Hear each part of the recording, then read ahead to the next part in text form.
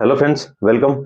आज अपन डिस्कस करेंगे कि डेट फंड और एफडी में किस में ज्यादा इंटरेस्ट मिलता है, किस पर कितना टैक्स लगता है, और अगर आपकी इनकम 30% स्लैब रेट में जा रही है तो आपके लिए क्या डेट फंड फायदेमंद होगा या एफडी फायदेमंद होगी। मैं सबसे पहले बता दूं कि डेट फंड और एफडी से जो इंटरेस्ट मिलता है वो दोनों ही केसेस में टैक्सेबल है, टैक्स लगेगा।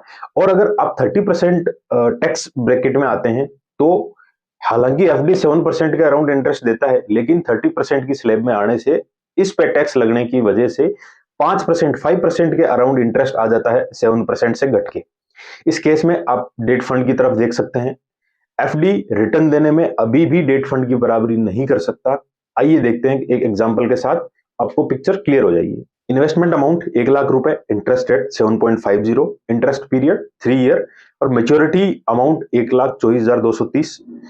इन्फ्लेशन रेट पिछले 3 साल की 15%। अब अपन डिफरेंस देखते हैं डेट फंड में और बैंक एफडी में।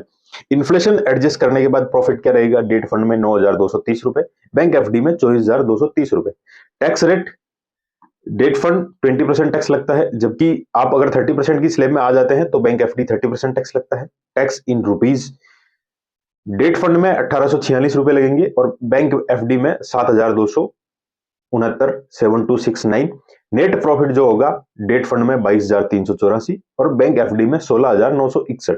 तो एक्चुअल रिटर्न देखा जाए तो डेट फंड में 6.96% रह गया और बैंक एफडी में 5.36, क्योंकि अब 30% स्लैब रेट में आ गए। इसकी वजह से जो 7% के अराउंड था इंटरेस्ट वो घट के 5% के अराउंड आ गया। आपको इन्फॉर्मेशन अच्छी लगे तो चैनल को सब्सक्राइब कर सकते हैं, बेल आइकन प्रेस कर सकते हैं।